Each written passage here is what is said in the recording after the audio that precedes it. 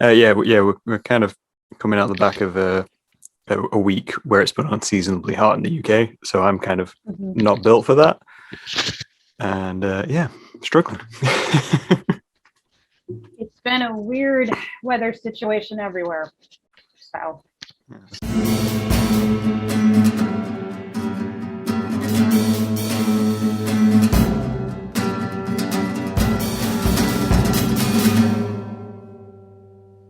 Good kids. I mean, I run fairly unscripted, so it's we go as casually as can. In that case, we'll dive straight in. And welcome to the podcast, Emily. Thank you for having me. I mean, we covered slightly earlier. How are you today? You doing well? I'm doing well. It is also quite hot here, so trying to battle that weather. Whereabouts are you? I am in Massachusetts. Massachusetts. Yes, and not Boston. I think there's a preconceived notion that Massachusetts is just Boston, the whole state, and it's not. I live on the other side of the state with the trees and the cows and all that. The inland. I don't really know anything about Massachusetts. Well, then you're ahead of a lot of people. There's nothing to know. The only thing which comes to mind is like some weird reference to an episode of King of the Hill, and someone calls it Taxachusetts. That's also a Simpsons reference, yeah. True.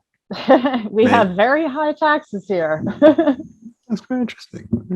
Yes, I know very little about but we'll move on from Welcome to the show. I'm terrible at introducing people, so I'm going to let you introduce yourself. Who are you, Emily? What do you do? But I'm terrible at introducing myself, so now we're at an impasse. I know. One of us has to do it. And all right. My name is Emily Engel. I'm 37 years old. I am from Massachusetts in the United States, and I am a professional seamstress and Muppet replicator. It's a hell of a title. I like it. I like it. It's not a bad title. I have quite a few people on who don't know how to title themselves because they work in many mediums. So when you meet someone who has a speciality, I'm pretty streamlined. I'm a seamstress before anything. So front and center seamstress. And I'm assuming you've been doing that for a while now. I have. I have been doing it professionally for almost a decade now. Wow. Before that, it was sort of just, I wouldn't even call it a hobby. It was just sort of something I did. Right. And it didn't even dawn on me that it would eventually be my passion. But it turned out that way. Didn't go to school for it, didn't have any fancy training or anything like that. It was all self-taught. Self-taught, just took it on. So what do you, I guess that poses the question now then, what did you do before seamstress? Where are you from? What do you do? I have a BA in English and entertainment journalism, actually. Oh, wow. You're actually the second guest I've had who studied for journalism and then abandoned journalism. Well, there's a reason for that. I would think if that person was around my age, maybe. At that time, when I was just getting out of college, the internet blogging business was absolutely on fire. It was just starting, and print media started to dwindle and dwindle and dwindle because suddenly everybody was a writer and they could put all their stuff on the internet for free, and nobody was buying print media. So the jobs were very scarce. Yeah. And, I had a job with a local newspaper for a while, and it was just not my thing. No. Not my thing. I mean, I loved to write, but I wasn't able to write what I loved.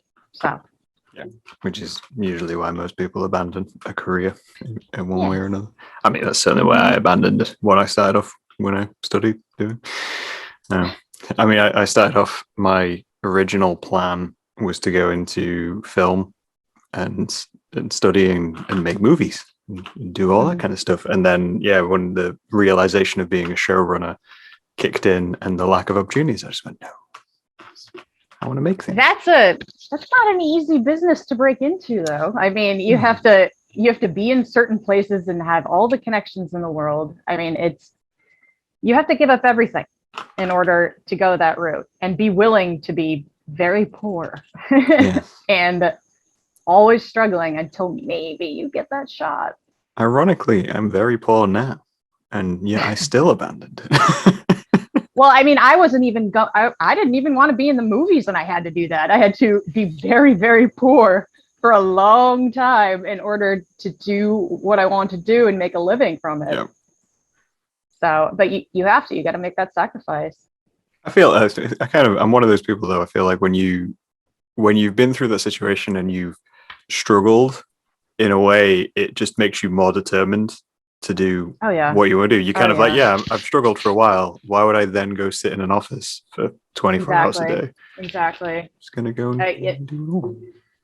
The people that I talked to about the situation, they're like, well, it's so cool that you're finally like making a living off of this and you've got these opportunities. And I stressed to them that this was so not fast. It was not I woke up one day and decided that I'm going to do this and suddenly the paychecks rolled in. That's so not the case at all. I was living in a friend's basement on microwave popcorn for like 3 months in order to, get things going and really dive into my trade. It is an absolute sacrifice. And if you really want to do something, you can't have a normal job. You have to dedicate yourself to it. And you can't be distracted by anything else. You can't, which is ironic considering we're talking about Muppets. You're easily distracted. So obviously I found you through social media means, as is the way nowadays. Yes. I mean, there's no real chance that we'd run into each other on the streets in two completely different areas of the world. So how else were we going to do? And, as much as I hate social media so much, without it, no one would know what I do. No. I am very happy. I often have that conversation just with myself of how I would even go about getting work out there if I had been this age in like the 90s. Right. And just, there'd be no real, I'm crap at approaching people in general and I'm not like a shouty about my own work kind of person. So that drive is just not there. It's like, I'd probably just quit. Yeah, it's weird to think about that. But then, you consider, well, people still made it back then. They still were noticed somehow, but it is a hell of a lot easier to get out there and throw your stuff out to the world all at once. But at the same time, even if you do that, it's also not guaranteed. People aren't, going to instantly, your stuff is not going to go viral immediately. It's not going to, you got to keep plugging away. Yeah. I think it's more about, repetition nowadays. Yes. Yes. Keep that stream going. Keep going. Mm-hmm. And I think that's one thing which comes up on this podcast quite a lot because people say about struggling or having down periods, and they're like, oh, they see so much content online and they see so much kind of going on in the world, like, oh, well, I'm not doing anything, I feel bad about that. And it's like a lot of that isn't made at the time you're seeing it. Like with yourself saying, it takes time to get through these processes. A lot of it's just drip fed. You make one thing and then you drip feed it out over. Oh yeah, that's what I did. That's what I did with the Muppets, the Muppet pictures I had. Is that I had those pictures, or I was slowly updating them one by one. And once I got good shots of every single one, even though I made them, a week ago, 2 weeks ago, I would sort of paste them out and say, okay, well, this is this replica, this is that replica, and tag the right people and sort of aim it at a good time where either Twitter was most active, or you really got to look into that stuff of like, when are the most people going to see this and how? And go from there. And knowing your target audience as well, I guess, is the key thing. Which, of course, is how you got me, because your target audience is people who enjoy Muppets, and I was in a subreddit for Muppets, and I really want to meet the person who doesn't like the Muppets, like who really just doesn't like them. I know at least 3 people who are terrified of Muppets. That's different. That is, I understand that. Because when I was a kid, I used to be afraid of one real specific Muppet. But yeah, we'll get into that. But no, that I can see. It's kind of like having a fear of clowns, like I understand that, but anyone who says downright, I hate them, they suck, they make me so unhappy, like that can't exist. They're too full of joy. Even if it's slightly threatening joy, it's joy. Exactly. And that is the magic that Jim Henson brought to the world, is that he made hundreds and hundreds of these little personalities that just make people happy and that, exude positivity. They all have their quirks and their flaws and they make silly jokes and sometimes they squabble amongst each other, but at the end of the day, they all love each other and they're all on this mission. And that is genius to me.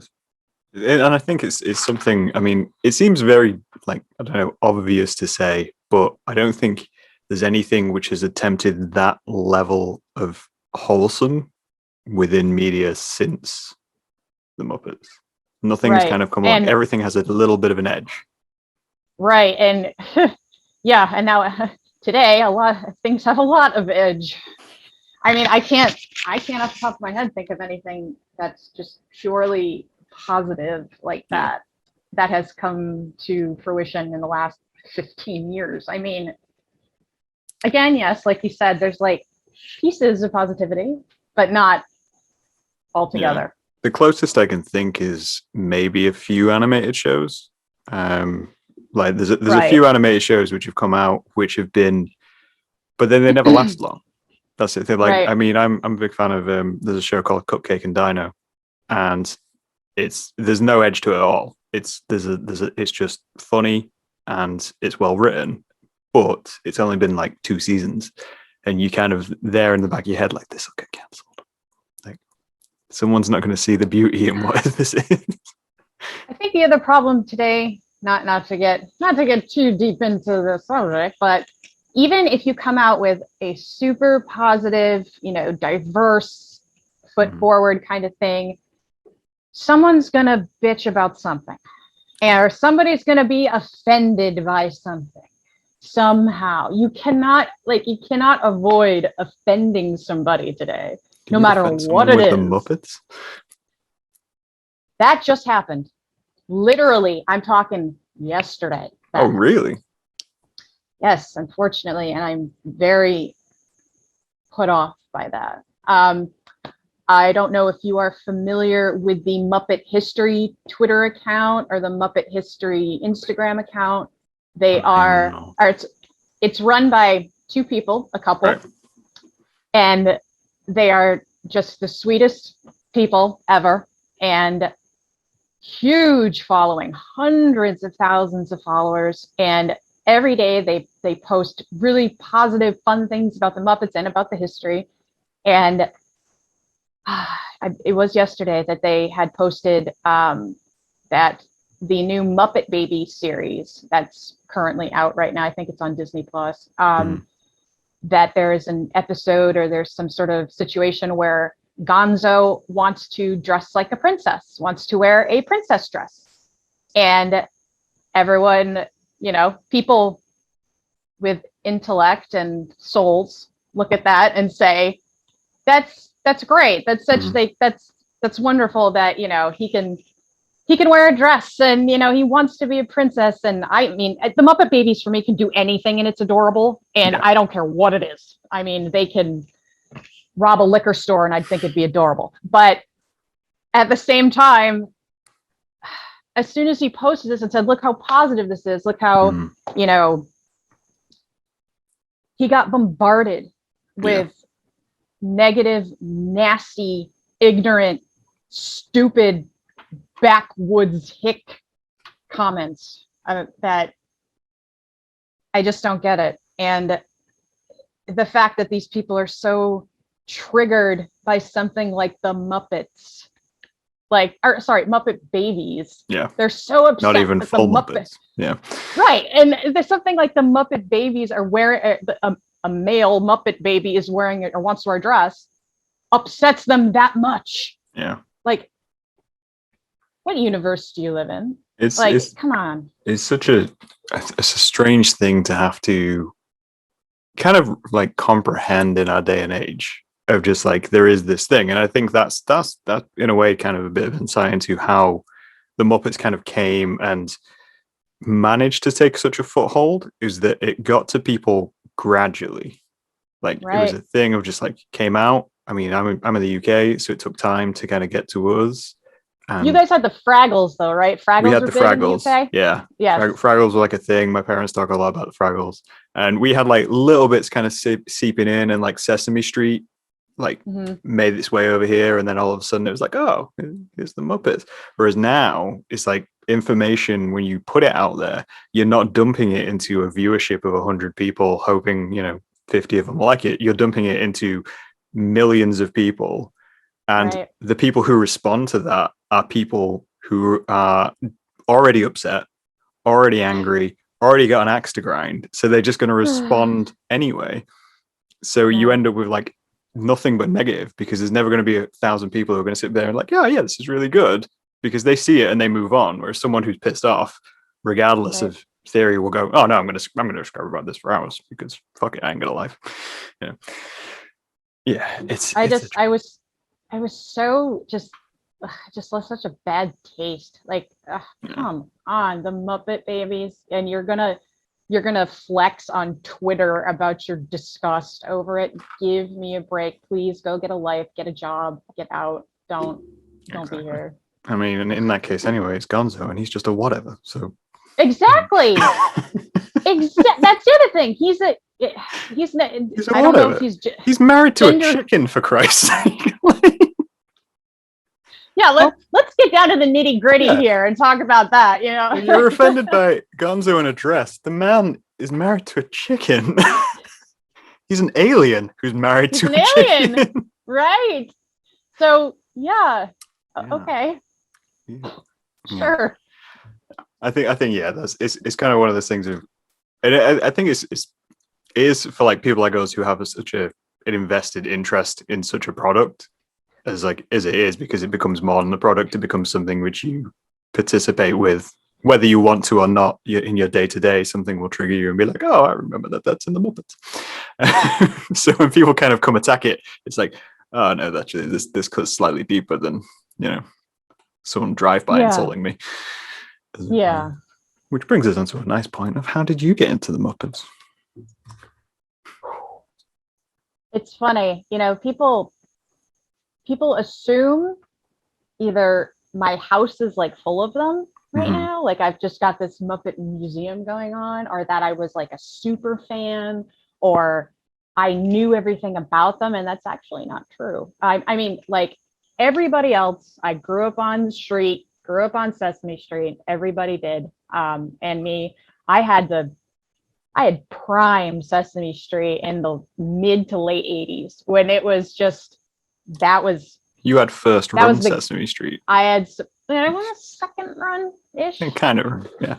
Yeah, I mean they came about in the early '70s, like really hit in the early Mm. '70s. But I like to think of it as like the prime of Sesame Street at that time. And of course, that's how we all really learned to count to 10, and how we really learned the ABCs as much as we could, or like that extra boost along with school. Like you come home and you watch Sesame Street and you don't realize you're learning, but you are. Um, After that, I mean, I always loved the original Muppet movie. I adored it. That is my favorite out of all of them, the 1979 film. I think that is the purest film they made. Um, Not that the other ones aren't good, but that was the one that I would study to like get structure and facial features and stuff like that. I would throw Mm-hmm. the movie on and like look really closely at them. But how I got into making them was in 2011. I was sort of honing in on this skill that I discovered I had, which was being able to replicate things from photos into plush pieces. Friends Okay. of mine would give me photos of well, here's this cartoon character, or here's this, comic or something like that. And they said, can you make a plush version of this? And I could. Just on sight from these things. I had no patterns, I had no instructions, I had no nothing. I had a little Googled image, and lo and behold, I could make that.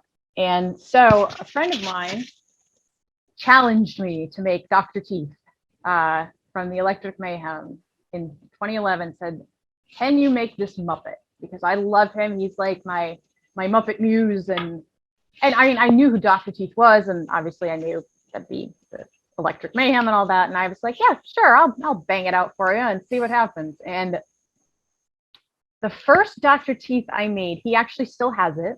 And I look back on it, and it was, I hate to say, it was pretty good for my first attempt. Like, I look back at my old work and go, oh God, what was I thinking?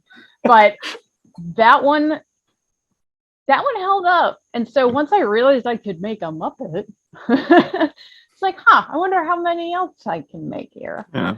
So it was more so me challenging myself over and over. And because I knew that, again, the Muppets are universally loved. So there's not going to be a bad one to make. Yeah. And so I dabbled in the different ones that I wanted to try out. And some of them were a complete disaster. I know that in the beginning. They were a complete mess. And there's no way I was going to show them. I'm just picturing like a garbage can full of like Muppet heads now. I'm just like, nope. You're not too far off. or just like decapitated Muppet heads, some like scattered around my living room. That's like Frankenstein's Muppets. Just... Yeah. But I think, from what I can remember, Dr. Teeth was the first. Then I believe I did Statler and Waldorf. Pretty sure they were second. And then I did a couple of Sesame Street characters. At that time, I was just taking orders from my friends. Yeah. So or getting challenges from them, and sort of just testing the waters with all that. I mean, since then I had been, offering them to whoever would want them, or offering I put them on Etsy and things like that. And it was just something that I was doing, and people liked them, and that was fine. It wasn't until recently that, and I mean recently, April, or shortly before you got in touch with me, is when, for some reason, people started taking notice of this thing I've been doing for 10 years. And it was, I had posted a photo of Bunsen Honeydew, the scientist, Beaker's protege, or the other way around, sorry. And I just posted a photo because I had not done a Bunsen yet. And I was like, I made a new one. So, and it's been a while since I made a new one. So here we go. And then Twitter ate it.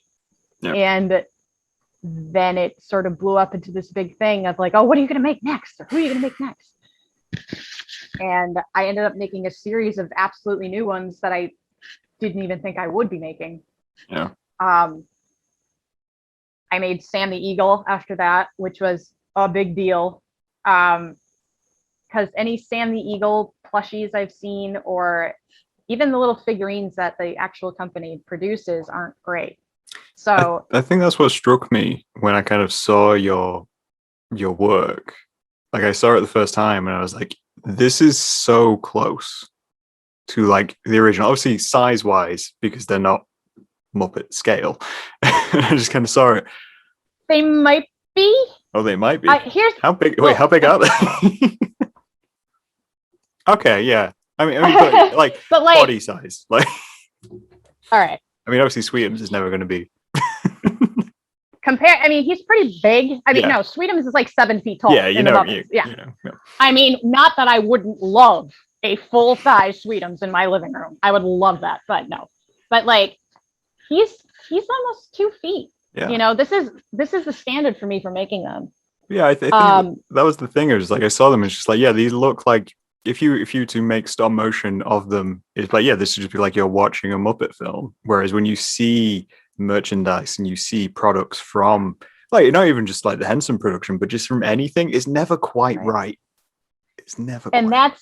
that's the shit part about mass production. Yeah. And the difference between what I do. What I do is one person doing handmade work. The stuff that they make is mass produced and outsourced. So they don't care what it looks like. If they can just sort of make it look similar, then whatever. And because it's the only stuff out there, people will buy it and say, well, close enough. Yeah. But then I came along and ruined that for everybody. I know. I came along and went, okay, no, these are subpar, and I actually care about my work and how things look, so I'm going to change it up. And as much as I'm happy to get them that close, I drive myself insane. If one little thing is off, I will just notice it and not be able to unnotice it. For example, with Sam the Eagle, his beak is a very specific shape. Right. It is like the curvature and the width and the point on the end of it are so specific that if it's just like a little bit off, even someone who doesn't really know the Muppets that well, if it's a little bit off, they're going to notice. Yeah. Like it's that iconic of a beak. And I toiled with that beak for days just to get it right. And as soon as I finally did, it was like party time in here. Like, oh man, I was so excited about that. I finally got the beak. Figured that bit out. Solved it. I like that though. I like that. I like that there's that level of, I guess, problem solving involved in this.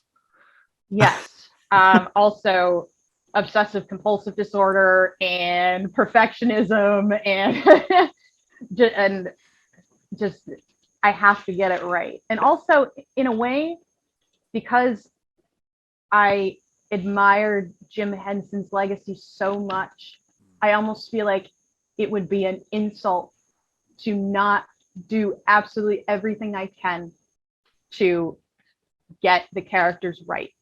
Yeah. And to honor that legacy. People, I hate when people say my Muppets, as in, oh, those Muppets that are yours, but they're not at all. And I feel like they're on loan, like I am replicating something from a master, and I would never make it mine by any means. And I think that's half the reason I haven't gotten sued yet. Yeah, I think that's interesting though, because that's something which I've brought up kind of a few times with friends and artists and bits like that. When you make work which is based on other people's work, like I don't know, like I'm very much the same. I run this thing in my head where I like, in fact, the Muppets are the only thing I've ever replicated, like as a drawing illustration. I used them as inspiration for Inktober, and I did a series of Muppet drawings. And then at the end of it, I was like, I can't sell this because I feel like I'm ripping someone off, which is so dear to me as well. But at the same time, I was like, I know it's removed and I know it's original. I know I've put time and effort into it. But in my head, I'm just like, no, I can't go and do this. I struggled with that at first. Yeah. And the truth of the matter is the actual bare bones independent Henson company died with Jim in 1990. And it's awful. And I hate the idea of that. But after his death, everything, because it was so sudden and so tragic, everything just scattered. And the company has been cut and cut and cut and cut into these little pieces. I mean, it still exists. There's still absolutely a Henson company. But parts are owned by Disney, parts are owned by HBO, parts are owned and outsourced to other companies. With me, I think the only potential I'd have of getting a cease and desist of anything would be from Disney, but they wouldn't really have a case with me. I mean, like, I'm like a grain of sand on the Disney beach. Like, I don't think I'm taking from their pockets. No. I don't think I'm not messing up their income at this point. So If they came, also at this point, I think if they came after me, there'd be a backlash of people who really like my work, and they're like, why are you going after her when you produce crap products and you're not giving us another option here? Yeah.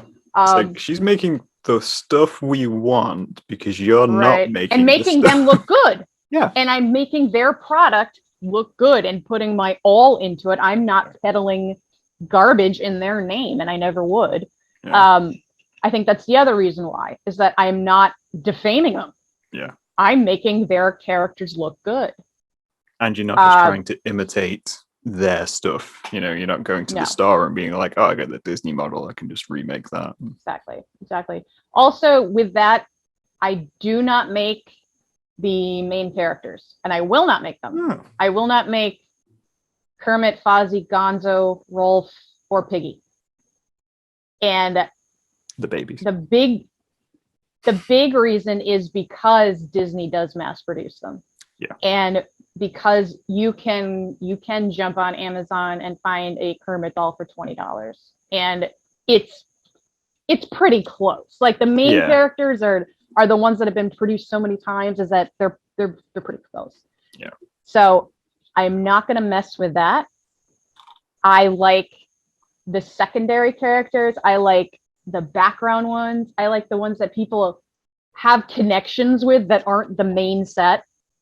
And I find them more fun and more interesting. I mean, Kermit, you know, he is an icon. I mean, you can't go wrong with Kermit, but he's not visually interesting. I mean, he's just a frog. He's a frog. He is a frog. He's green. He's got big eyes. You know, we're going down this route, but it poses the question of what's your favorite Muppet? Sweet. Okay. This is why I've only made one, and he's 9. He's yours, staying forever. Yes, he is. Even you though can make a giant one, which you could sit in like a chair. Don't tempt me, because I so would if I had the time. I would love. That might seem harrowing though, because then it might just seem like you skinned Sweetums to make a chair. Nah. But no, Sweetums has always been my favorite. He's cool. Why though? Curious. Because he's a 7-foot tall, hairy monster with big teeth and a really gruff voice. But he's really just nice. Yeah. And he's helpful. And he wouldn't hurt anybody. And he just wants to go to Hollywood with them. That is one of the best moments in that film, of realizing that he's not trying to hurt them. It's the don't judge a book by its cover kind of thing. Mm. I like that about that character, is that he looks so menacing and is so huge, but is just so kind. Yeah. And that I can relate to that a little bit, I guess, maybe. Yeah. I feel like that's the truth though. I think, like, so me and a fair few of my friends are fairly Muppet fandom-ish. Not like mega fans or anything like that, but we all kind of said it's like you pick your Muppet on what you most relate to. Like, right. You know, no one watches the Muppets and goes, oh, I like that guy because he's, you know, just a blank statement dog like Ralph. Just because Ralph. If you can't relate to Ralph, it's not going to be your favorite Muppet. Like, nope. That's just the thing. You have to find things of your own personality, or things that you'd want, or things that you want your personality to reflect. And that's why also the Muppets are so genius, because there are so many personalities. Yes. Not one of them is the same. And people can pick and choose who their favorites are. Yeah, I think that's important to kind of look into. Mm-hmm. I mean, going on the basis of not judging a book by its cover, as someone who makes Muppets, which are obviously quite light-hearted and friendly things, what do you have hiding under the surface?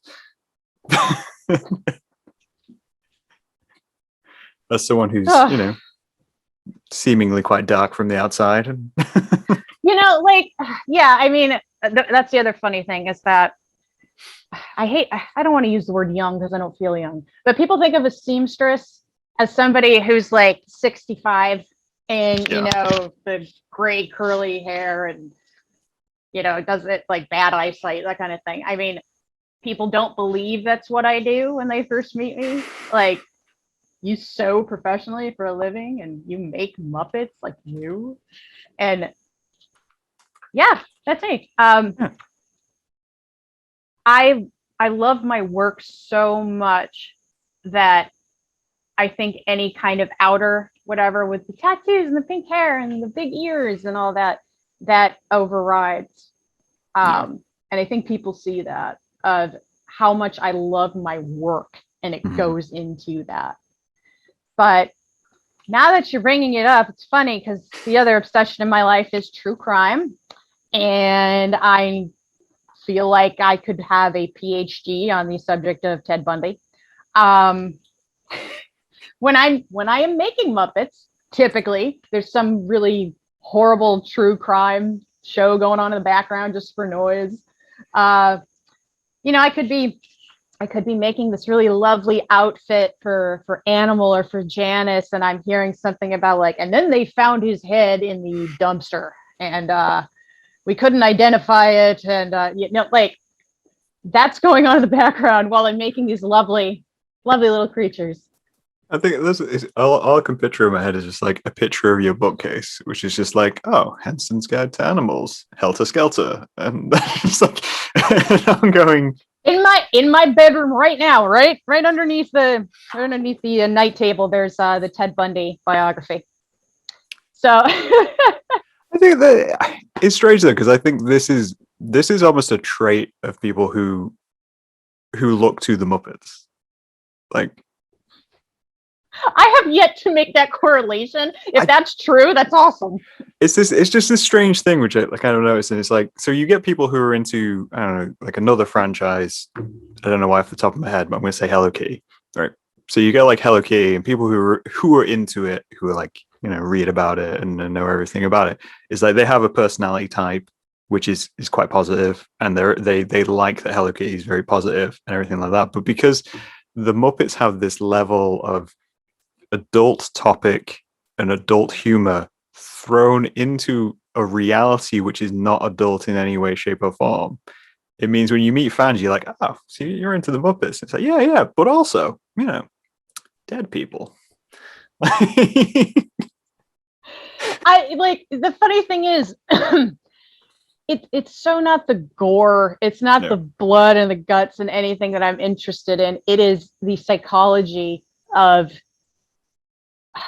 true crime and of serial killers and how they are so good at being social chameleons. That is incredibly interesting to me and also terrifying. The idea that they are so good at this and that their brains are so messed up that they can still switch back and forth.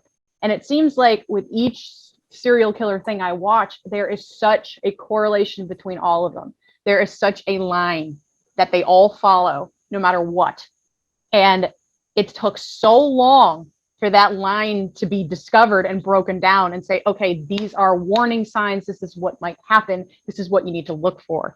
And it took forever. And I find Bundy being the most interesting out of all of them because he was the OG.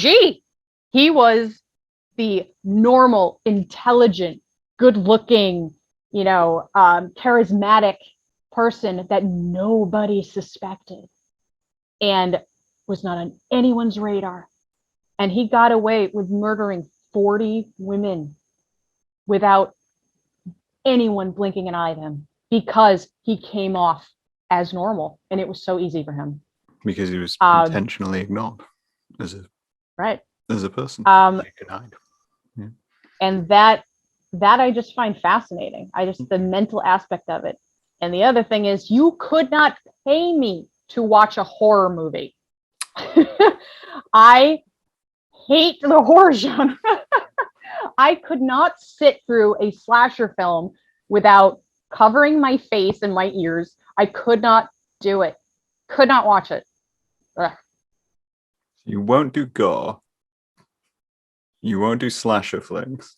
However, you are covered in tattoos, so are okay with needles and blood.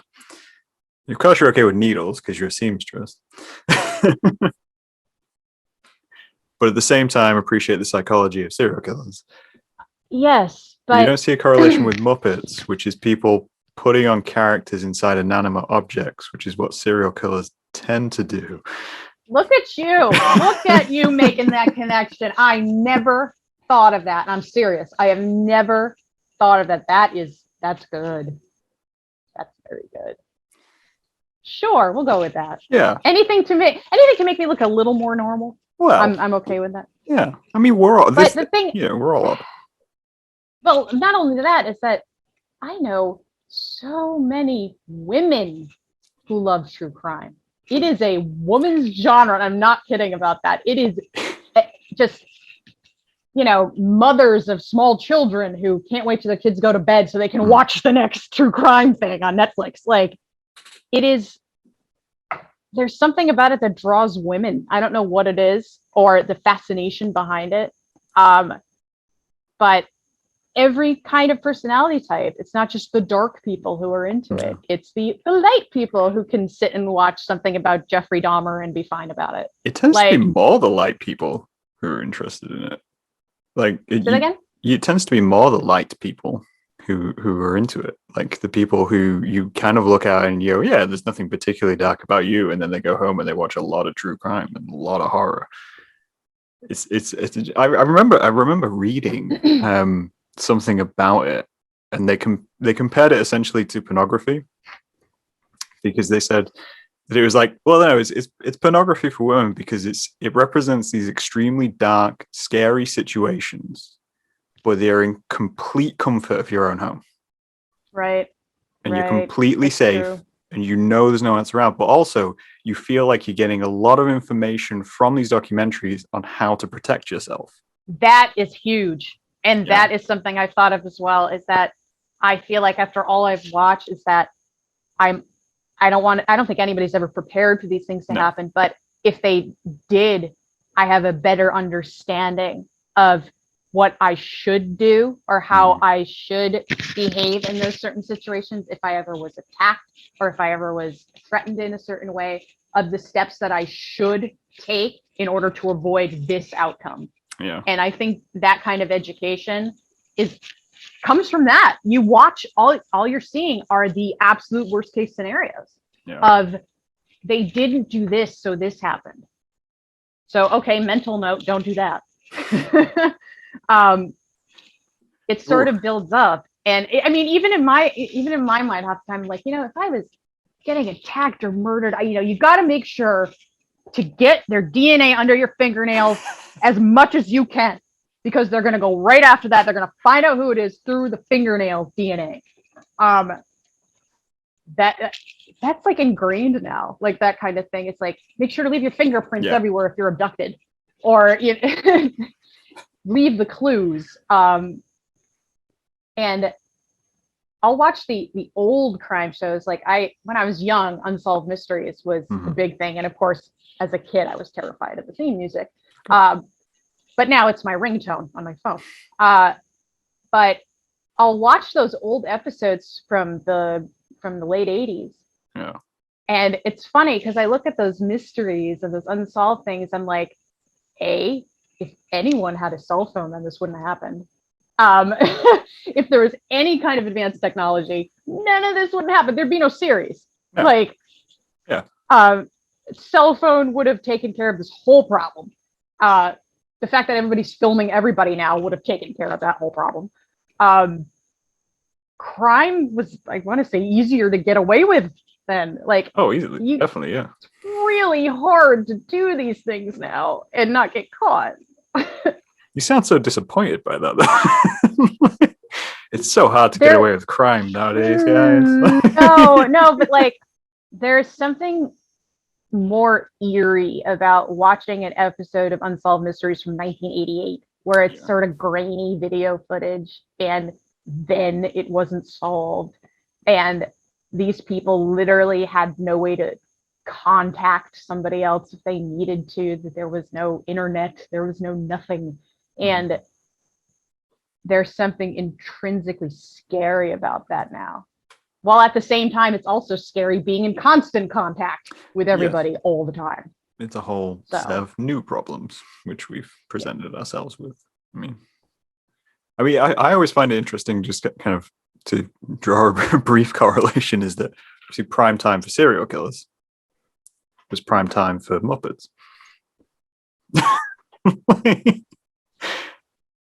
The rise in the 70s of everyone getting killed, and then the introduction of a television show which was occupying all children. I mean, I'm not saying, that's what that legacy was. Well, the history of Sesame Street's kind of interesting. They were such a wonderful, wonderful creation. And the purpose for that creation of Sesame Street in the beginning was to give inner city kids who had lackluster education, lackluster school buildings and supplies and stuff like that, for them to go home and get more education for free. That was the focus, to hone in on that group of underprivileged. And that was beautiful. That's a beautiful thing to do. At that time, unfortunately, it seemed like there was a few characters on that show that ended up with really bad endings. One human character in particular, and of course his name escapes me and it's going to kill me because I don't remember his name, but he played a very happy-go-lucky like street kid on Sesame Street, and he ended up having a very bad mental illness that caused him to go crazy on the sets, and bipolar swings and whatnot. And of course, then there was no real diagnosis for these things. They didn't know what's going on, so they just kind of fired him and said, okay, you gotta go. He ended up going on a crime spree. He ended up in a mental institution and died of literal psychosis because he was so out of his mind. And that is so sad. And the idea of somebody like that being able to perform on Sesame Street as like this happy kid. Also, the other very sad thing is lots of the puppeteers and the young men that worked on the show in the early 80s, mid 80s, passed away from complications of AIDS. And that there was a lot of them. And that is absolutely heartbreaking. That was the pandemic back then. And to read like the list of how many died, and they were so young, and including Jim Henson, including the ringleader, who this fluke of a death that could have, if he had gone to the hospital a couple hours earlier, would have survived. And the twists of fate and stuff like that. It's the whole history is so fascinating to me. Absolutely fascinating. I find that it's one of those shows, and it's one of those premises and franchises where you kind of, the more you read into it, there's always going to be tragic moments, especially those time periods. I mean, there's tragic moments nowadays, but when you read back at it, you're like, yeah, this was a different level of tragedy because situations were even worse, so to speak, depending on obviously who you are within the world. But it is one of those things that when you read back through it, I think it differs from a lot of origin stories of shows.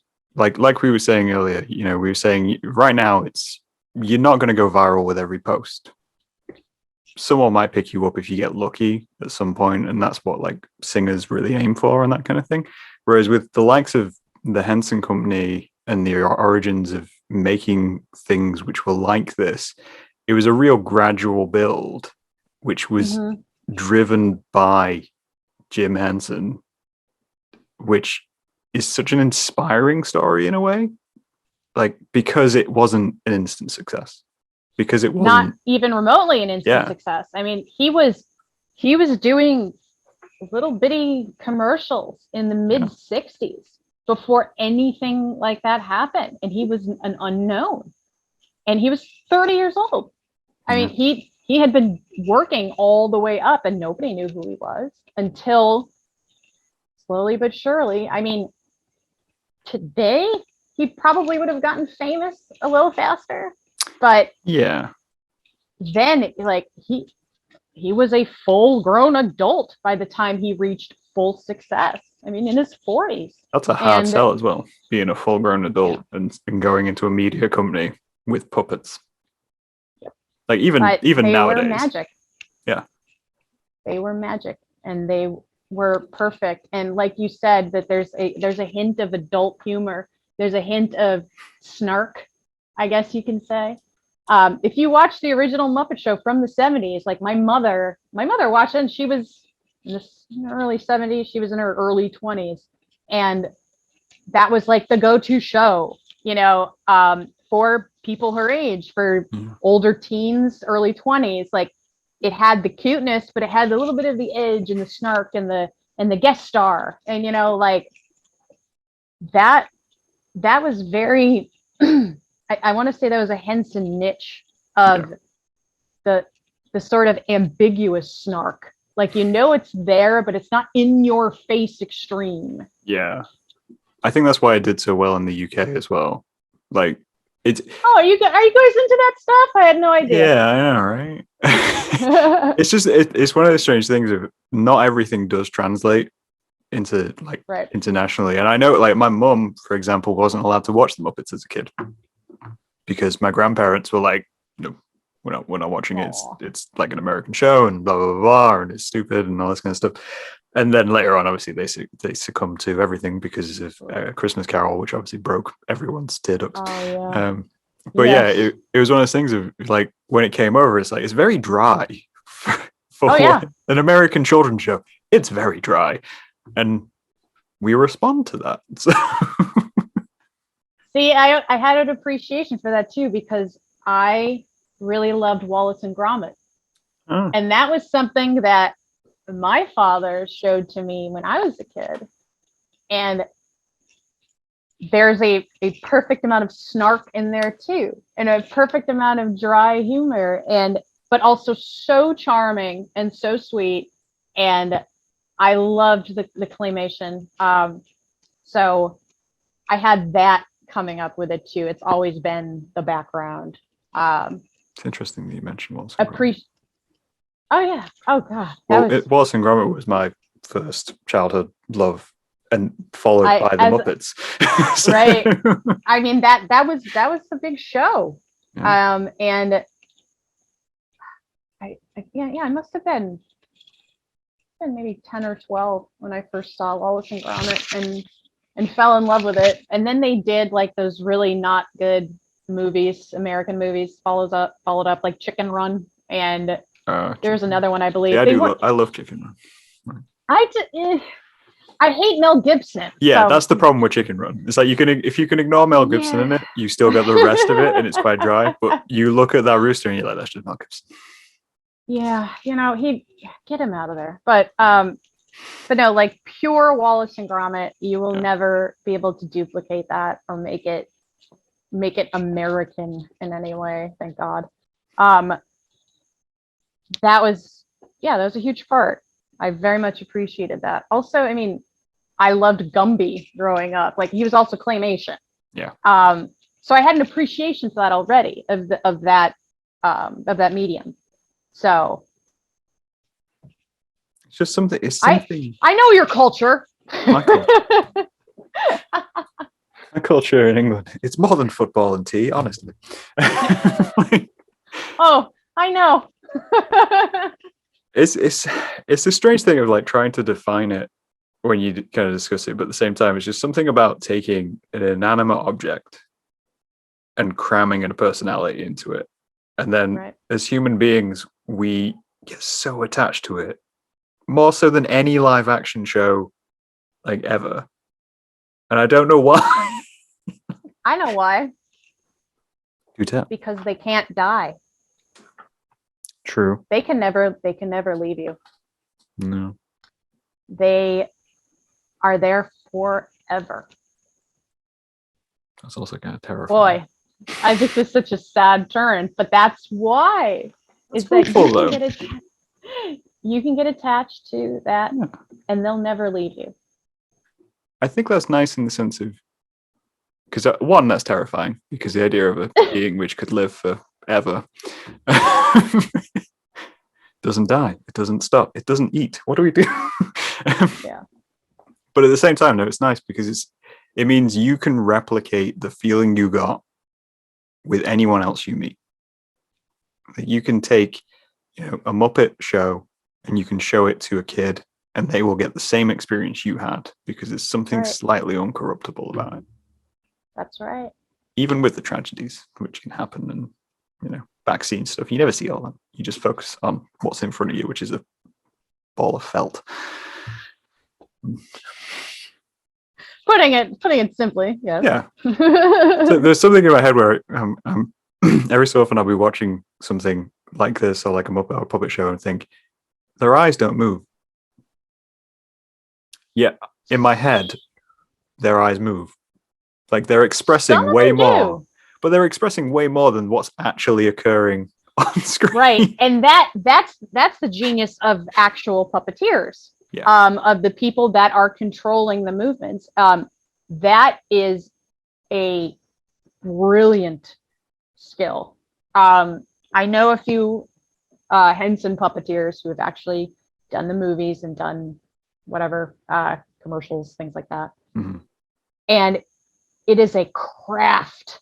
It is acting with your hand without being able to see it, and incorporating your voice so it equals the same amount of time to move your hand. And like you said, exuding emotion without eye movements or without real, I mean, they do little facial expressions like when they grimace or whatever, but making those emotions known through your hand and through your voice and doing it in sync. That is a crazy skill. Yeah. Something I could never do. But very, very impressive to watch. Yeah. And as kids, we watch that and we fill in the blanks. So right. That's right. It's the tone of voice. It's the subtle movements. You know what they are getting at with that. It's made a weird correlation in my head of that when you watch the Muppets, you're learning to read personality not based on facial expressions. That too. Which links into being able to read serial killers because they're faking their facial expressions. It's good training, is all I'm saying. Like, we lost the Muppets, so we started doing true crime. I am going to go into like a spiral later about all of this, of like the mind spiral of like, wow, all those connections and everything fits, and that's really because I like the Muppets, or do I like the Muppets because I like true crime? I'm gonna have to figure that one out. I'm gonna really have to toil over that one. I don't feel like it's a question we can answer today, but I feel like it's something everyone should ask themselves right now.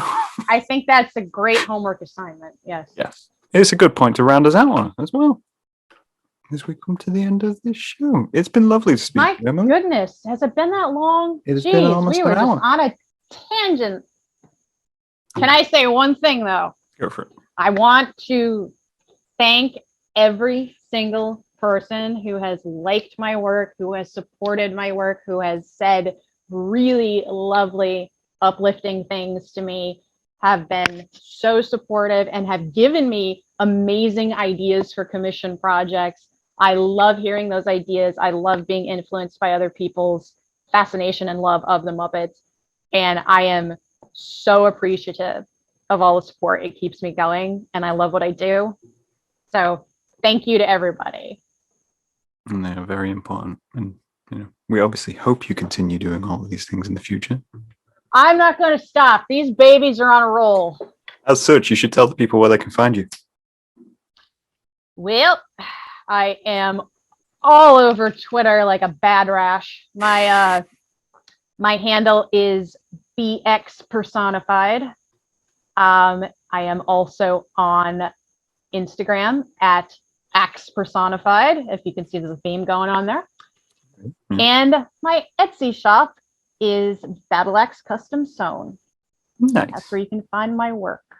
And I'm sure people will. And they definitely should, because I was And they have been enamored enough to come find you and say, hey, come talk to me as a random person out there in the world. Well, thank you so much for having me. You're welcome. Cool. Hopefully it's not been too painful. It was an enjoyable Not at all. journey through the Muppet universe and the true crime universe, which we touched into, and the strange correlation between the two. Trying to figure out the title for this in my headset, and don't know what it's going to be, but I can't wait to see it. It'll be a pun of some sort, I'm sure of that. But I would love it. It'll have to be. But thank you for coming along. On that note, Thank you. we will talk to these guys later.